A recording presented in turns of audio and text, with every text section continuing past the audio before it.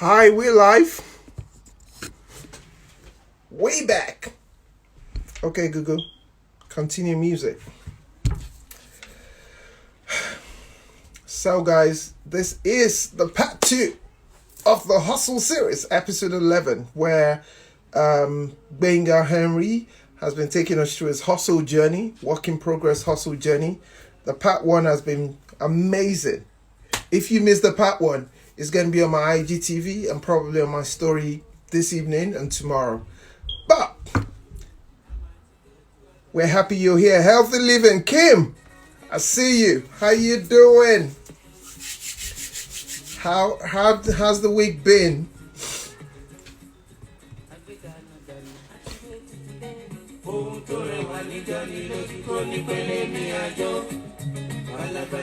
Just something on the mellow. Okay, Google, don't shame me in front of the world. Okay, Google, continue music.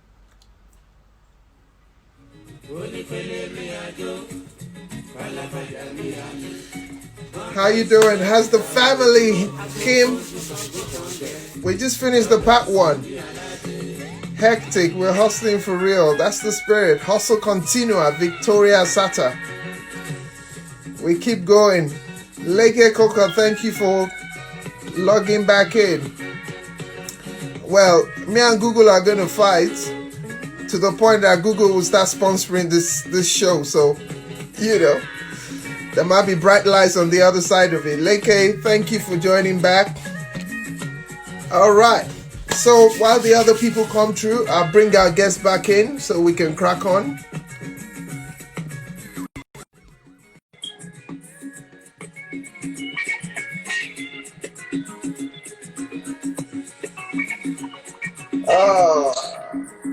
Okay, right, yeah, we're back in the building.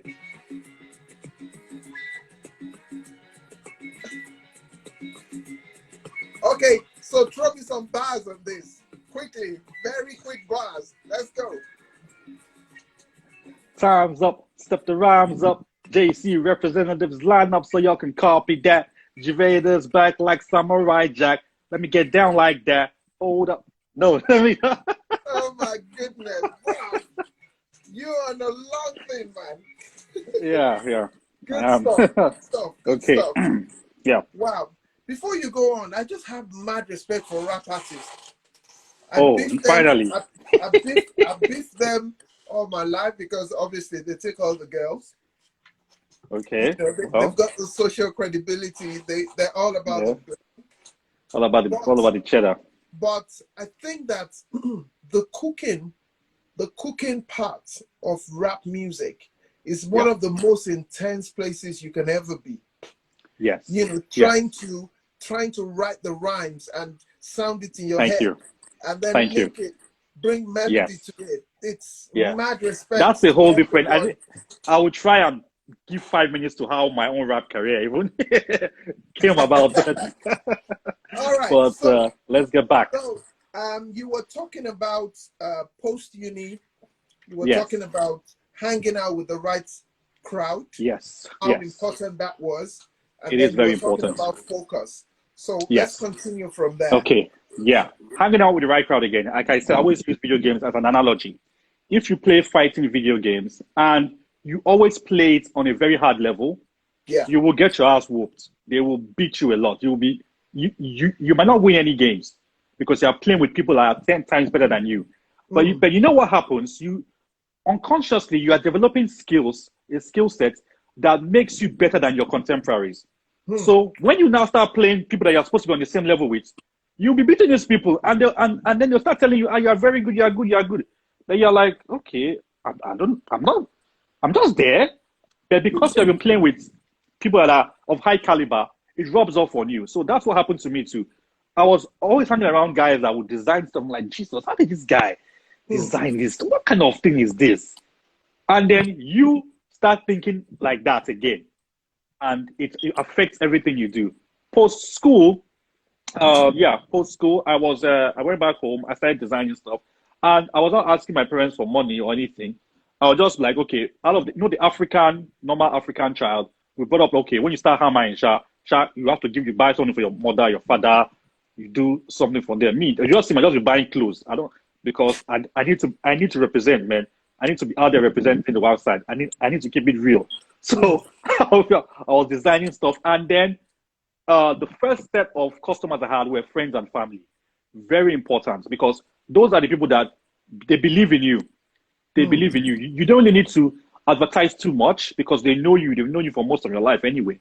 So they're willing to give you a chance. And when you deliver an excellent job, they will refer you. Word of mouth is very, very key. They will tell their friends in a like I've a typical example of how I got the first gig.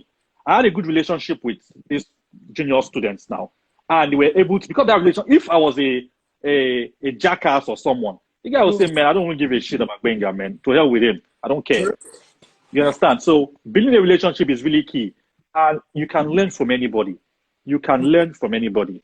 So after I got home, I was in fellowship, church, and everything. I noticed that the church didn't have a youth. I was in a youth group. The youth fellowship didn't have a website. I didn't really care about the main church because you know how it is. Yeah, a young adult. You are just going to church for going sake. What you're focused on is on the youth event, all the dancing, the acting. Everybody's hormones is bubbling. Okay, maybe I can get a girlfriend, a Christian girlfriend, all those kind of things. That's what you're thinking of. So I was like, you know what? Let me build a website. So my dad was like, Gbenga, you're building a website free for these people. What kind of nonsense is that? I said, Daddy, forget. Let me just build this website. One thing people ask about volunteer work, the reason they ask about if you're involved in volunteer work is because you're not getting money. And if you're able, so your motivation is passion or a result or a change that you want to effect. So it's not money. That's what, so it's not money that motivates you. If something else other than money can motivate you to do it, it means that when they add money, it's a bonus for you. Yes. So, and I did it for the church. You know what happened when I did it? Somebody in the church, a youth guy, saw it and said, his boss wants to see me. I'm like, okay. His boss came from the UK. He said he has a project, short-term project. That was where I got my first real job. All these other things, real, when you say job, they employ you, everything. First real job.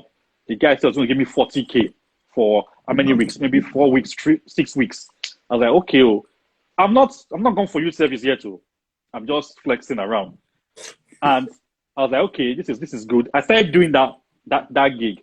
Now I delivered an excellent job for this guy. I really put my heart into it. And the thing was that I was also learning because it was a challenge for me. It was like, okay, let me see how I can overcome this challenge. When the guy says, okay, Gbenga, I want you to do it like this. I want this thing to move like this, animate like this, blah, blah, blah. I'll say, okay, even if I can't do it, I'll say, okay, there's a way we can do it. So my takeaway is like, I'll just take and look, ask somebody, guy, do you know how to do this thing? Do you know how to do this? How far? How can we do it? They say, okay, Gbenga, you know what? I saw a link somewhere. Take this link. Check it out. So I was able to get the job done, and that project ended. I went back to school. I think I had a course to complete. I went back. I completed it. Before I completed the course, this guy called me and said, you know what, Gbenga, I need you to come to Port Harcourt. I want to give you a job in Port Harcourt. I'm not served yet. Wow. I need you to come to Port Harcourt. I said, fine. He said, get on the bus, whatever. Come to Port Harcourt. So a lot of things happened sharp. I'm just fast forwarding. Got to Port Harcourt. I said, I don't have anywhere to stay in Port Harcourt. He said, this thing comes with accommodation. We'll pay you, we'll give you accommodation. Wow. I was not. So me, I was like, okay, what's my own? I'm flexing, man. We're in Port Harcourt, and now I got to understand Port Harcourt. Port Harcourt is a whole different ballgame. So I was in Port Harcourt. There was this guy had a newspaper organization that he was a startup, and he wanted me to develop the full website. So put my salary. I was like, fine, that's good. So again, I learned again. I was exposed to all sorts of people, learned a lot of things, and I met other people they taught me about analytics, taught me about other things that were part. It's not just So one thing I want to ask, and again, this is just because listening to your story, you haven't the normal hustle stories about, oh, I did this, and then I did that, and then I did this, and then I did that. But in your story, you started with what you started with is what you have clinged on to. So my question is, you know, of course, survival and all of those other things will come into play Yes. parental expectations of, okay, now that you've Yeah. finished and all of that. Yes. Yes. How were you able, even though it's obviously obvious, let me put it that way, that you had a passion in that area, but side by side surviving, and at the times when that passion did not look like it was making sense, i.e., Yes. it wasn't producing anything to keep you Yes. afloat. How Yeah. did you keep yourself on the straight and narrow of, this is what I I will think, continue to do? yeah, I think for me, mine is a case of the passion. I have a passion for something, and it's something that was in the market at the time. There was a market for web designers, web developers, and so on, graphic designers, which there still is at the time. So it was either two things for me. I go it on my own independently, or I do it under an organization as an employee. So I was like, okay, you know what? Let me just do the best of both worlds. I'll do I'll get a job, normal job, but also have my stuff on the side. My plan has always been use your normal job as a source of capital Yeah. to boost your other side project. That's just my philosophy. People vary. There's some people that say, you know what, I'm just gonna go straight on what I'm doing. It Yeah. depends. There's no silver bullet to this. I have friends that they are what you would say entrepreneurs. They prefer the environment of an organization that's flexible enough to give them free reign to be creative and build up. So Yeah. those friends have been in companies for 10 years. Yeah. Our friends have been in companies. Yeah. Yeah, Dr. Sheon just said passion pushes past pain, just to kind of align with what you're saying. Yes. Yes. Side So always very yeah. important. Yeah. Yeah. So I have I have friends that have been in companies for 10 years. Same company. They're moving up, they're doing great things. But I can't. I'm not like, I'm not that kind of person. People are different. So for me, it was like, okay, I'm doing what I like. I'm doing it on the side. On the weekends, I'm doing my own thing. And my parents didn't really have that's the thing. There was results. When your parents see that money is coming from this thing, they're not stealing. They're seeing you're up at night doing this work. Because they used to come and say, you people will not sleep. 1 o'clock, yeah. Oh, what are you doing on this computer? What is it that you are doing? Computer. What are you doing here? Because my brother was doing beats. My brother was doing beats. Me, I was doing also, we're doing all sorts of things in that house. And there were results coming. So like, okay, whatever. My children are not stealing. They're not out there doing whatever. And let them. The only thing they're concerned is that this eye that you're using to look at this computer, let this thing not cause any problems. But then I continue. Before I got that job in the Port Harcourt gig, there was an intermission, and this part is very important. I had a friend. He's a real CEO now. He has a staff of about 50 people. He's into oil and gas. We were into this computer thing together. Well, why I bring this up is called passion. This guy came to me and said, you know what, Gbenga, my uncle sent me a laptop from the States. This laptop, how can we use laptop to make money? And I said, Bob, how do we do this thing? Let's offer services, home services, computer, what they call it, computer literacy services. So we crafted up a marketing campaign. And we even knew it was a marketing campaign we're doing. We just like, okay, you know what? Let's list the benefits of this thing. You don't need to have a computer. We will come to your house. You can do that at convenience in the evening after work. It take about 4 weeks. We will give you a printout, whatever tutorial and everything. So that's how we're able to do that one. And then we printed flyers. We were posting flyers on the wall. You say, Gbenga, yes, we're posting these flyers, man. We're out there posting flyers. And I was living in an estate where NNPC housing complex, you can't post stuff. There's no fly tipping. But we said, you know what, to hell with this thing. During the afternoon, around 12, when there's nothing happening, we're posting these things, we posted it. So in a way, that's the kind of marketing. We're creating awareness, and then we got a conversion, so to speak. Somebody called us and said, okay, we started doing, even though it was stressful for us, because my friend had to take transport to go and everything, but that experience made us understand, okay, you have to put in work and you're getting results. And sometimes people tell you, okay, I'm just going to digress. People say, you're charging so much for the website. You're charging. I say, you know what, guy?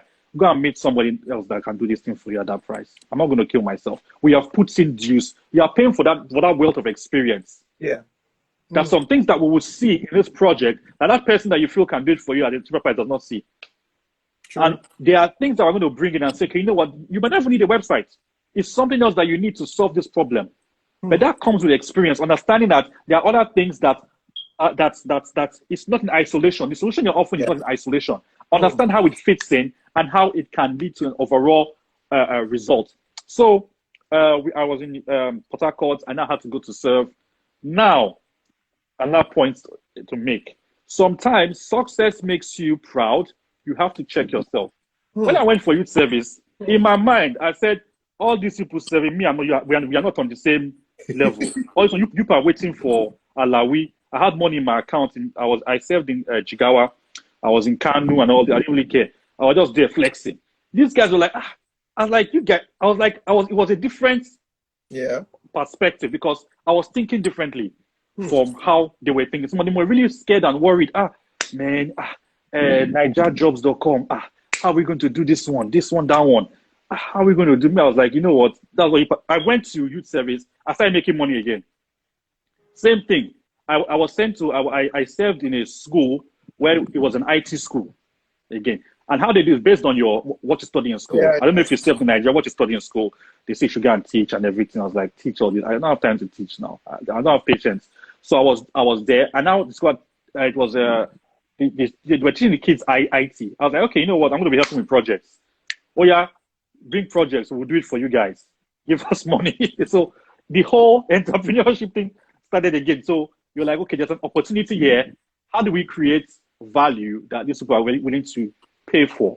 So I finished from youth service. Before I finished, I started telling myself, you know what, Gbenga, you have to make this thing legitimate. You can't just be doing this. What are the steps? So I started finding out the study. You have to do research. What are the steps for you to become legit? Do I need to do certifications? Because you are good. Everybody knows you are good, but you need something to back it up. You can't just tell somebody you are good. When you were reading my whatever, you said CIW. CIW is a certification in web development and all that. So I found out, okay, what do you need to do? I had to go and read the courses. And this was back in the day. You do exam. I don't know how they do exams now. You have to do the exams on the computer there, live and direct. Your result is there straight. Not as you finish the exam, they are printing that result for you. There, bam. You see it. Okay, I failed. Okay, good. I'm coming back to pay 50,000 next year. In the next 4 weeks, let me see. I'm going to pass this. So they were that again. Although people had dumps, there are things called dumps. I don't know if they still do those things. You always have boys slinging that. They tell you, Gbenga, don't worry. I have some dumps for you. What is one dumps? The dumps are past questions. I'm exposing a lot of things. They say, Gbenga, we have 1,000 questions that you pull off questions they can ask any question from. So I actually got the dumps quite all right, but then I would study and do all the dumps. Do all the dumps. So any question that comes, it's going to be from that pool anyway. But then I got the certifications, and then it made me more confident that yes, okay, I'm now a legit person. I can deliver. I started working on a business plan. Okay, I started to understand. Okay, you have to have a business plan. How do you do presentations? What are you offering? What's your USP? All these things were self-learned. And if there were workshops, I could go online to get it. I would get it. Even real physical workshops, I would go and get it. And like you asked the question and said, I'm still in the same field. I'm in the same field because I've been forced to evolve as the situation has evolved. Like I mentioned about Flash. Flash is dying this year. There was a time most websites were built in Flash. If I said, okay, because Flash is dying, okay, whatever, I'll just be there, I'll move to something else. You learn something else. I was forced to learn WordPress because that's the way. I was forced to learn about responsive design. You have to be at the cutting edge of that industry you are in. Know what's happening. And what is happening. Yeah, and in saying that, just to buttress that, this is a question, and at the same time, just to get your own viewpoint. Now, there's a cliche, or there's a normal word that people say that the minute you find what you're passionate about, then work stops being work. It becomes a hobby. Now, I Let me think answer that question for you. Let me answer that question for you. that has been shaking tables from It will 19 shake. whatever. Let me tell you something. So I don't. Okay. talk to me about your experience, because you are a prime example of somebody who found what you enjoy to do. But talk to me about when you now find what to do. What happens next? How do you survive? Is it really a hobby or is work? It's the transition from being a hobby to work comes when you treat that hobby like a legitimate business or entity or product or service. You can't say, okay, I like sewing. I'm just going to be sewing. I'll be sewing for people free. No, structure it. Okay, I'm taking sewing. So I'm trying to apply so people won't say, okay, because I'm doing web design, it's easy. No, okay, let's talk about sewing. Okay, you say you want to do sewing. Okay, who are my target audience? How much will it? I know I don't have enough money now. Can I get a machine? Okay, I'll get a machine. Who do I market to? How many clothes can I sew in a quarter or a month to make so X amount of money? Start with those small goals. Have a spreadsheet. That's what spreadsheets are for. Have a spreadsheet. Plan it. Even if it falls short of the goals, know that, okay, count the good things. Okay, what did I do well here? Okay, I was able to do this, blah, blah, blah, blah. This person didn't like it. Be able to take criticism.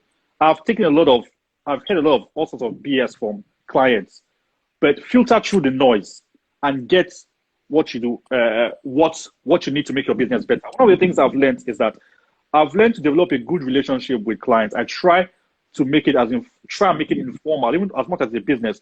So I'll be able to have a feel and a vibe. Now, about hobby and they say work the hobby is no longer work. Guy, there's some days it's like a hobby. There are some days where it is work. It's something you like to be. You're like, man, I'm not in the mood to do this. We have up and down days. The good thing for me, I'm thinking for myself, is that because I have experience in it, I won't put in as much time and effort as somebody that's just starting. Yeah. So I would say, you know what, this thing is hard, but when this thing will take you 2 hours to do. You know what you do? I'll just tell this guy, I'm going to take 2 days, please. Let me rest and do this. So there are some days where you have highs and lows. Recognizing those points in time and then building your business around it so that you do not fall off and then you're not able to deliver. Even if you're not able to deliver, you have to learn business etiquette, how to write emails and say, I apologize, sorry, blah, blah, blah. We're working on it. We are delaying this thing because we discovered that there's a new technology to make it better. Bam. That way, your client is like, okay, this guy's not really putting on a long thing, let's see. But now that you have said that, you better be able to deliver something that makes the guy say, wow. No. So the hobby, and it can be a hobby, you have to make it, if you want to make money, don't treat it like a hobby. That's where it goes from a garage stuff to being in, having what do you call this thing, having shares and stuff. You have to now have a structure and say, okay, this is a business, we're out to make money. As much as I love this thing, I'm out to make money. If you can't do it yourself, recently I've been reading some things about startups. For any good startup to happen, there are exceptions to the rule. You need to have 3 people in there. You need to have the idea person. There's a guy called the hustler, which I like. There's a hustler person in there, and there's a hippie. The hustler is the guy that can sell this thing to anybody. He can sell water to a well. He understands what these other people are doing and can sell it. The idea person is the person that has the initial concept. The hippie is the guy that comes in and takes that idea and makes it reality. So the programmer, designer, graphics person, those are the weirdos. So they're able to do it. Then the person sells the idea. If I say I am the ideas person, only me, I don't want to share this thing. I'm an ideas person. You will not move anywhere. You have this idea. It's a great idea. You are not a web developer now. You want to hire somebody in China to do this thing. You spend money, the guy does not deliver the thing, and you're like, what kind of nonsense is this? Yeah. So that's at the point where you now say, it's still something you like to do, you want to do, but you have to make it formal. You have to bring the people in, and then it now starts growing. At some point, it will even change from what you want, because people will point out to, most times we are myopic about our ideas. In our mind, we just want to do, this is what we want to do. somebody comes and tells, there's some designs I've done. In my mind, this website is it. But I'm not the one that will use this website now, my guy. The people that want to use the website are telling you, we don't like it like this. We want a big red button because we want to see this button. But you're like, no, it's not aesthetically pleasing, da da da da da. Okay, build it now. And then the end result is not met. So that's the point. Another thing again is about the hobby thing. As you move from the hobby to making it work, you start growing. You start discovering, okay, what are the elements I can plug in? It's like Lego. What can I build on this foundation? You already have a solid foundation, blah, blah, blah. That's what happened to me. I was just designing websites and thought to myself, okay, Gbenga, there has to be something better than website. You can't just be designing websites all your life. I said, okay, I discovered a website is part of a larger strategy. It's part of a larger strategy. It's part of a marketing strategy, a digital marketing strategy. Okay, what's that about? What does a digital marketing strategy contain? Okay, we are doing social media. Oh, there's email. Oh, there's SEO. Oh, there's Google search. There's blogging. There's content marketing. You're like, okay, man. So now there are different things you have to learn. You already mastered that other one. You can do it, fine. But now, these other areas are things that plug into you. Now, tell me, if you focus only on web design, but somebody else focuses on the whole pie, who's going to make more money?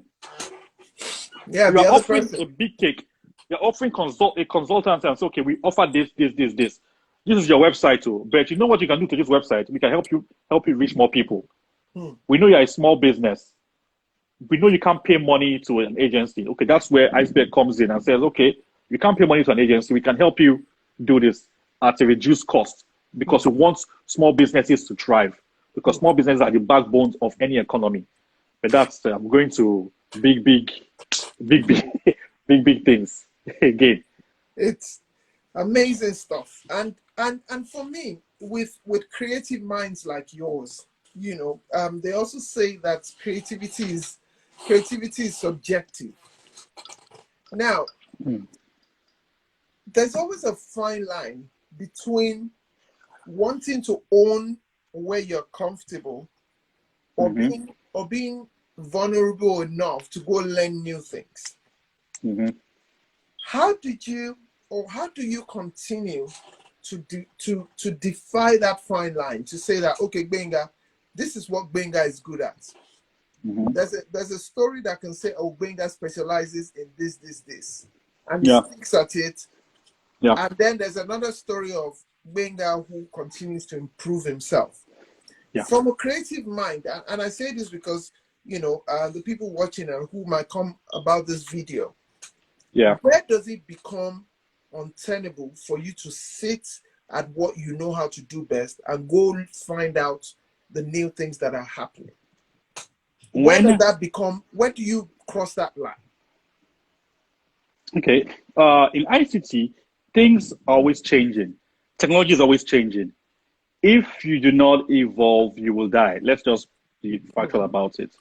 If you do not evolve, you will die. But that doesn't mean that you shouldn't strive to learn more new things. A typical example is that, like, let me use CorelDRAW. I no longer use CorelDRAW. Back in the day when we were using CorelDRAW, there's CorelDRAW. I think they're in 20 or 19. I don't know what number they are in now. Is CorelDRAW still? Are they still producing? Yeah, they are still doing. CorelDRAW is still on. They're good. It's still, you see, CorelDRAW is still there. If you say you will stop at CorelDRAW 8 or CorelDRAW 14, I'm not going to learn anything else. Now they've made things easier for people to do. There's nothing, you have to learn it. Let me give a typical example. We all love movies. We all love CGI. There was a serious battle when movie effects were moving from what's it called, puppetry and special effects to CGI. Let me take Jurassic Park 1. We all love Jurassic Park. Jurassic Park 1. When Steven Spielberg wanted to produce it, he went to George Lucas. George Lucas, this is my nerdy part talking again. George Lucas is the guy that did Star Wars and all that stuff. He and Spielberg are friends. Spielberg did Indiana Jones series, Jaws, Jurassic Park, and so on. So he wanted state-of-the-art CGI. George Lucas, that did Star Wars, said, He didn't have anybody to do the special effects for him. He said, you know what, I'm going to build a studio in-house. I will get the bright minds. They put these techies in the house. You guys go and learn. I'm drawing a parallel here with Steve Jobs. The same thing when he was in the first Mac. He put these guys, put them in a place. You guys do whatever. But back to the thing. So when they did that house, George Lucas went to that house. That studio, Steve Spielberg went to that house. Said, okay, you guys, help me do these special effects. I want to do dinosaurs. I want it to be real and believable. Now, the stop motion animation was what was in vogue then. Stop motion animation. That's where you do, let's say, I take a picture of a frame of a puppet, take a picture, stop it, take another picture, move it, take a picture. That's how they did special effects then. It was cumbersome, it was tiring, it was just stressful. And very, very few people could do it. Now, people came and wrote a program on a computer that could make it easier to do, and you could superimpose and do all sorts of things. Those guys were threatened. The what do they call those guys? The stop motion animation people were really threatened. They were like, what's going to happen? But you know what happened? There were two sets of them in that stop motion animation group. The main guy said, he told Lucas, he said, give me a year. I need a year to go and learn. That time Photoshop just came out. He said, I need a year to sit down and learn this thing. They gave him a year to go and learn it. Wow. This guy came back. He was in his 50s then. So let's forget about age and saying, this guy was in his 50s then. This guy went and spent 1 year sabbatical to learn Photoshop. You tell people today, you gotta learn Photoshop for 5 weeks. It's too hard though. I can't do. This guy came back and started running the animation studio. Some people also learned. Now today, stop motion animation is used as a novelty. Very few people do it. What do you think happened to those people that decided to say, okay, in stop motion we will die? What happened? Wow. They were out. There's some things you will have to evolve. But now again, that's in the same field. And let's say I was in those stop motion people and I started learning how to do normal animation with CGI. I won't tell myself that, okay, we're going to go and learn how to write the code for Maya. There's a program called Maya. That's what they use, Maya or Real Engine or all that stuff to do this thing. No, I might know a few things about it, but you know that's not your strength. Back again, you have to have a good network. I have a network of people. I know I'm not good in some things. Back-end development, I know some slight back-end development, but I'm not a hardcore back-end developer. I will not come and say, okay, I will sink my teeth inside there. Yeah. You know, you have to get to the point where you say, no, what? I have to outsource this thing. I can't do it. Otherwise, you will die. You will just die. You can't. You will just die. The great people in this world, the greats, know when to delegate. Yes. They know when to micromanage, know when to delegate, know where your strengths are, and focus on your strength. That doesn't mean you shouldn't learn about other things. An example again to this, that my boss, I said, that gave me the first gig and I also took me to Port Harcourt. The guy, they always said that this guy is a genius. There was a day in the publishing room. I don't know what happened. One of the page makers, graphic designers was doing anyhow. This guy just came. A CEO came up from his office, said, move from this chair. You guys sat on the chair. This guy designed the thing. All of us were just shocked. I was like, this guy designed the thing. He said, you are wasting. What is all this nonsense? But again, he has knowledge of it, but he's not doing that all the time. He's focusing on running the business. It doesn't mean that I will not come and shoot, but there are some cases where you say, okay, you know what? Let me just do it. You should know about it, but that points where you say, okay, if my business is growing, okay, I need someone to come and help me manage my accounting. For God, I'm not a numbers person. Now, finding the right person, that's another story. But you should be able to be comfortable to get someone to do it. And the same way you expect to be paid good money for a good service, you should be able to do likewise to other people. True. And then it spreads around. Wow. Your story is it's almost like I'm listening to a Silicon Valley story. No, it's not yet finished. It's not yet over. You know, and that's the amazing thing. It's work in progress. You know, nowhere near. It is work in progress. You're nowhere near where you want to be. And I think I'm even slacking. Well, that's the story for a whole lot of us. But you know, beyond all of these things is the fact that I'm happy that we've told this story, because I know that even back in from our persuasion, a country and all that, there are a lot of people who are talented in all of these things.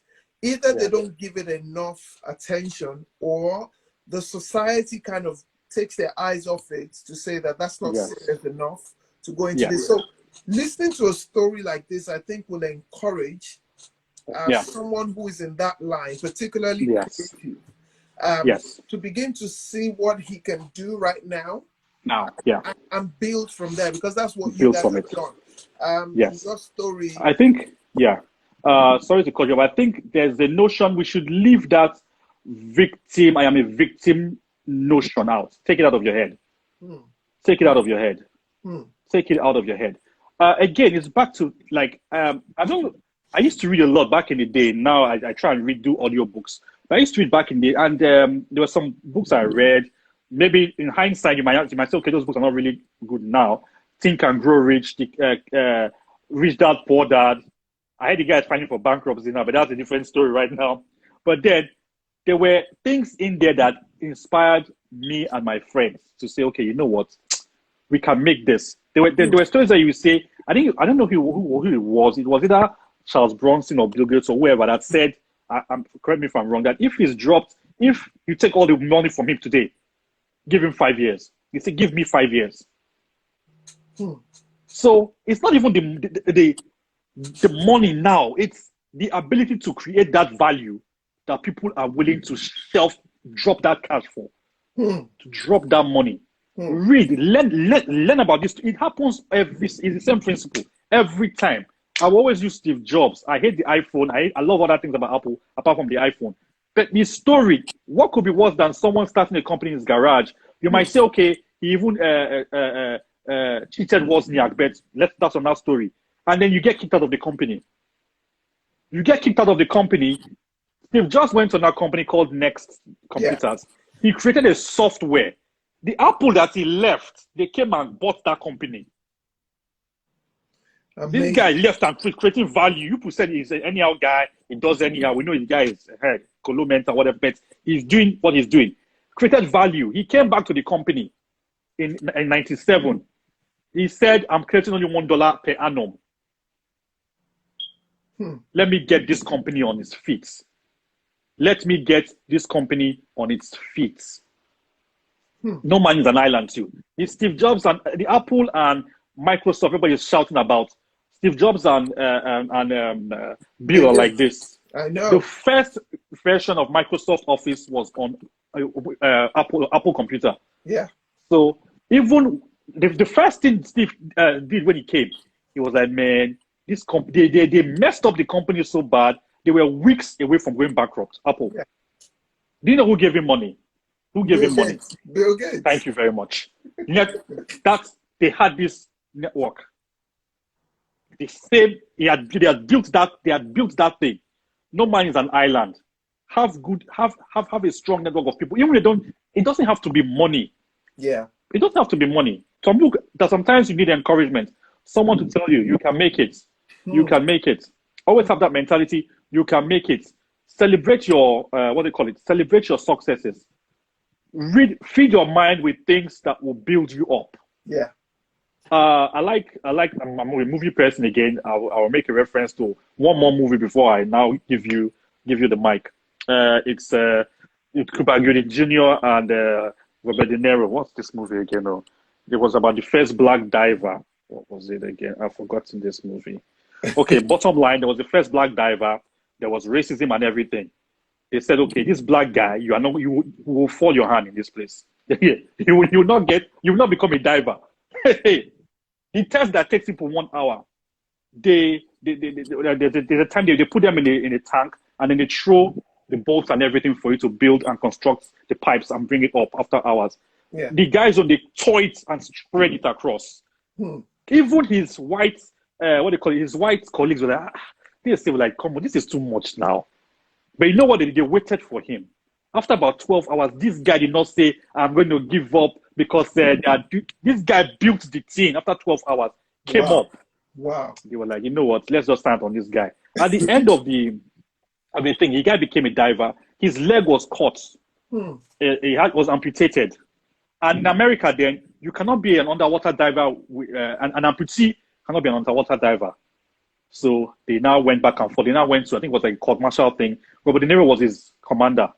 He now said, was defending him that I've known this guy. This guy, forget about it. That is not the leg. This guy will be a commander. They say, you know what? Okay, to prove this thing wrong, guy, Cookie, dressing up in that suit. And you know, the thing about the suit is that on land is really very heavy, but in water, because of buoyancy, it's light. So they dressed the guy with his one leg in that suit. He now stood there. The guy was almost crying.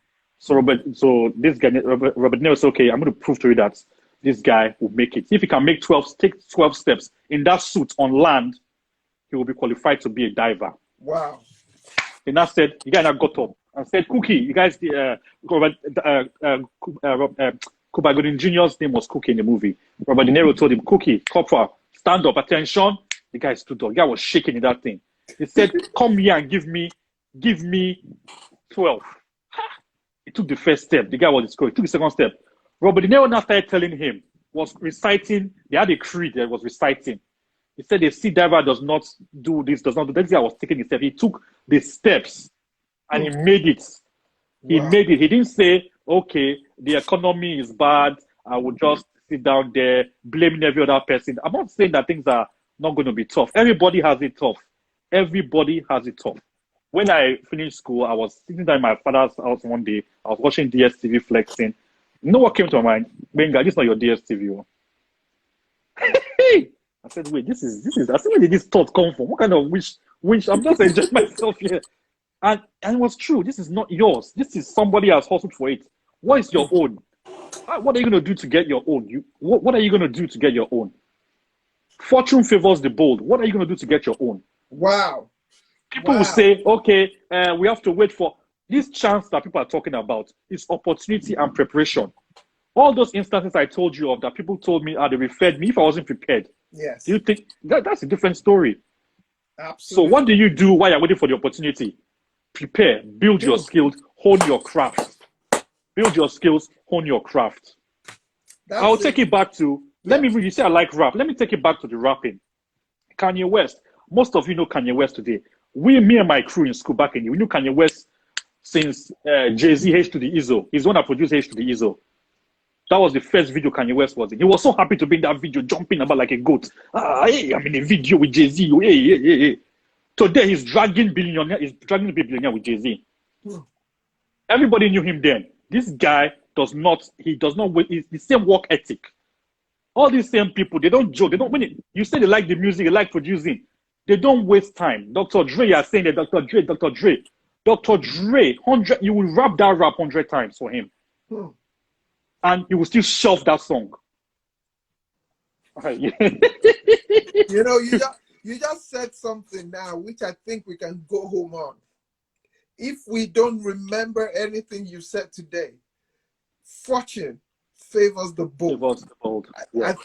I think that's a drop mic situation. That's a drop mic moment. Like, go deal with it. Yeah. Because your story has all shades of all of this. You've lived the Silicon Valley dream in Warri. You have looked around you from what go, like what do I like, what don't I like, and how can I correct it?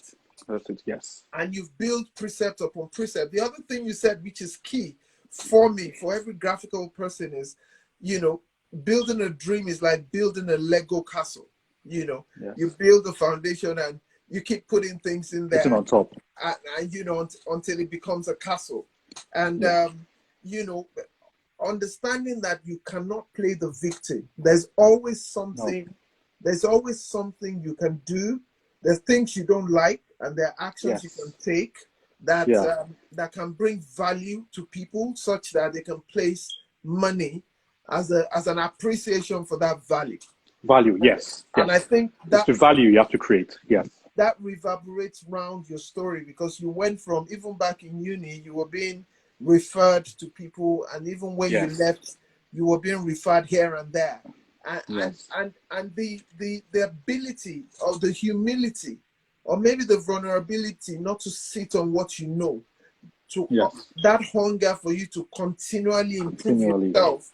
It's just amazing. I think the last question, so we can wrap this up and you can go back to the lovely world you're building, is what does happily ever after look for you? When will the hustle be like, okay, now we're done? Maybe when we get to Mars, Elon Musk is building something to take us to Mars. So I don't know. because we us humans, I don't know. If Jesus tarries, we might go to Mars and start fresh there. I don't know. But for me, it's like seeing where this road goes, because no one really knows the end of the journey. But enjoy the journey. Enjoy the journey. Focus on what you love doing. Enjoy the journey. Expand. In some cases, you expand. You will fail. I've had things that have failed. You will fail, but you learn and say, okay, what did I do wrong in this? Did I do it too quick? Was it the right time? What can you learn? It's learning. What do you learn? It could be a factor of other. There could be other factors. Fine. Maybe somebody disappointed you. Situations happen. Okay, that's fine. What part can you take responsibility for? What part can you take responsibility for? Once you do that, you say, okay, you know what? Let me try and make myself a better person. Make yourself a better person. Don't always, as much as I like you knowing what the competition is doing and everything, use yourself, compete with yourself. Whatever you're doing today, do it better tomorrow. I can tell you that when I started developing websites, some of the websites that I did back in the day that people were shouting, if I see the website today, I have, every now and then, what I do, I think once a year, I go to my folders, old 10-year-old folders, and I start looking just to appreciate the growth. And I'm like, Jesus, I was doing this thing then. I'm like, wow, God, thank you. Thank you that, because things have changed and evolved. And I've been able to learn through that process. As you learn, you discover ways to do it faster. I can't tell you, everybody that is into coding will tell you they've had sleepless nights. Sleepless nights or trying to debug a code. It's just a column that you're looking for, a semi-column. You will not sleep that night. You're looking for this thing, and you have to deliver. Either in the office, or boss is telling you, we need to launch this thing. Your client is telling you, I've paid you money. What's going on here? Yeah. You are praying to God, Jesus, please just show me what's the way forward here. Should I go and sleep and dream, or should I wake up? But then, all that is part of the picture. So there are some times where those kind of things have happened, and I've kneeled down and said, Jesus, thank you. God, thank you for doing this thing for me, because I don't know what I would have done. But it's all a learning process. And if you are willing to put in that work, there's something one of my bosses to say, you have to pay your dues. Their stories even, I will just wrap up with that story. Their stories even, my story is small. This guy, he was playing in the NBA. He was done with the NBA. He came back to Nigeria. Said he wanted to open a company. You would think that, okay, he played in the NBA. His father is a millionaire. Say the business would take off. 4 years, he was sitting in a desk in front of his friend. No headway. Wow. People he employed chop the money. You're not seeing you are talking about. People he employed chop the money. The guy said, one day just parked his car. I wanted to cry. He said, wait, is it my coming back to Nigeria? Is it a mistake? What kind of demonic thing is this?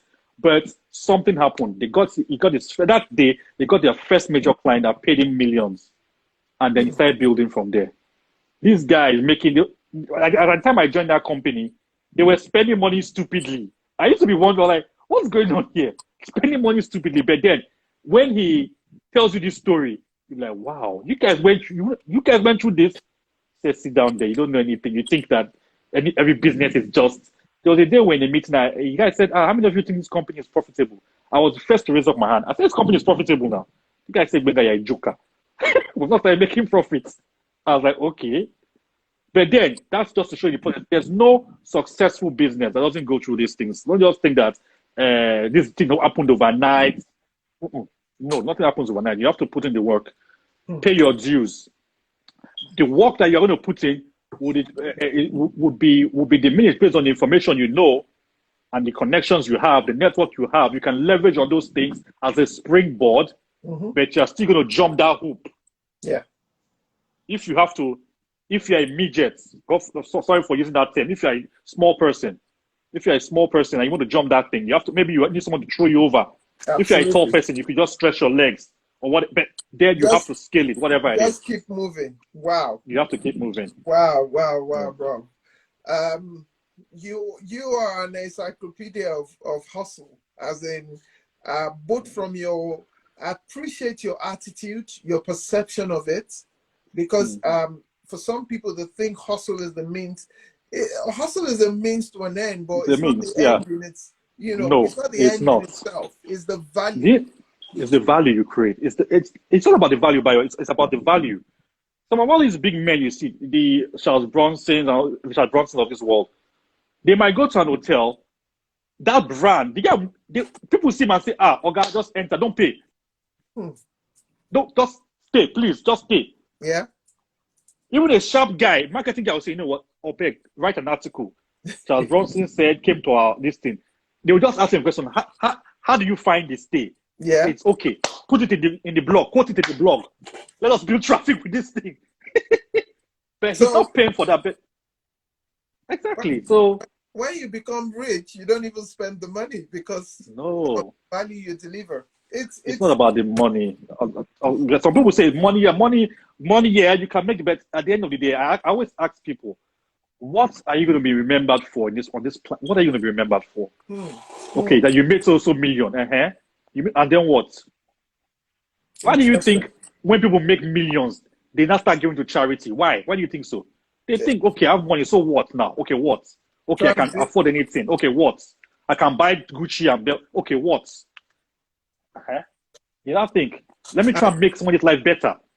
How do I change the world and be remembered? What am I going to do that when I live 100 years from now? They will remember me. Exactly. You see, on that note, you've just nailed in your story, you've nailed the very reason why, I decided to put up this series on Instagram. It's not like fun or hip, but I think that the genuineness, the realness, the practicality, the relatability of these stories will help people literally just maybe look at their hustles differently, or maybe untie. If they're in a dry patch, they can literally say, you know what, we'll just move another step and see what happens. And ultimately, begin to build people gunning after hustle with a mindset of value. Yes. So amazing time. Thank you for choosing to take us through your journey, even though it's even working. It's a pleasure. It almost sounds like you're 80 and you're now telling us how you did this. But guys, it's work in progress. This is why we're telling the stories. If there's anyone out there that needs a bit of encouragement or direction, just go on IGTV and binge on all the episodes of the Hustle series. There might just be one thing or the other that will relate to that person and then, kind of spark them to their own journey. But the takeout from your story is improve yourself, improve. Concentrate on value. There's something you're passionate about. There's something you don't like. You could be a solution to those things. And in our mind, to say thank you, even though your weight in gold is so high, we cannot afford. But from the Hustle Republic, the next time your name is mentioned, the very next time your name is mentioned, it must not be Mr. Gbenga Henry E. It must be Mr. Gbenga Henry E. CHH. So, by the virtue of the Hustle Republic, we confer on you the honor of being a certified hustle hero. We certify you, and even though it looks, we are saying this from a fun point, but the honest truth is, I respect your hustle, and I know that people who has listened and will listen to your story will also see the same. Your heart is in the right place. You're value driven. You continue to improve yourself, and you started from taking things that you can do on your own in the back end of your room into the world, literally, because you've gone from worry to the UK, and you're doing big things, great things. Guys, this guy works the part of this country where this guy works is where you see Bentleys. Bentleys like Please. drive like taxis, you know. So he's one of the big boys in London. That's all I Amen can to say. that too. Amen. Amen. So, on behalf of all of us, we say thank you for taking us. Thank you for being It's my pleasure. to share your story. We celebrate you. Thank you for the time. Thanks for having me. And like they say where we come from, we say hustle continua. Victoria Asata. We continue. Greatest of the greatest hustle. Great. Hey. Thank you, bro. It's been a pleasure. No worries, Bayo. Real pleasure. Same here. Same here. Take care. And to everyone that has hung up, either you came in, you had to go do stuff. We appreciate you. Thank you for making us your Netflix for the past almost 2 hours now. We celebrate you. We hope that we're giving you some kind of value to continue to improve, improve your hustle or encourage your hustle. That's the word. Yeah. So please, no worries. Thanks to everybody that came, my guys. Leke, Jay, I appreciate you guys, man. Yeah. This video will be on my IGTV for God knows when. Is also, I keep sharing it on my story. Share it, link it up with someone who you think will need it, and let's together continue to build hustle heroes. That's why we're here, offering value and helping each other out, holding our hands together, and then we can create great things. So, on behalf of myself and my lovely guest of today, thank you, everyone. Yes. Have a great weekend. We'll go again, ladies and gentlemen, next week, Friday. So I'm giving you this Sunday as a bonus track, like my guest who raps.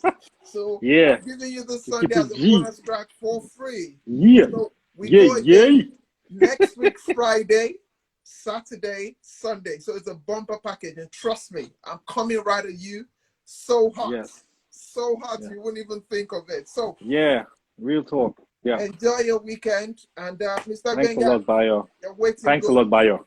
Really appreciate it. Have a all good the best. evening. You're doing great things. Thank Take you, care, bro. man. Thank you. Mad love, guys. Have a good evening. Bye. Bye.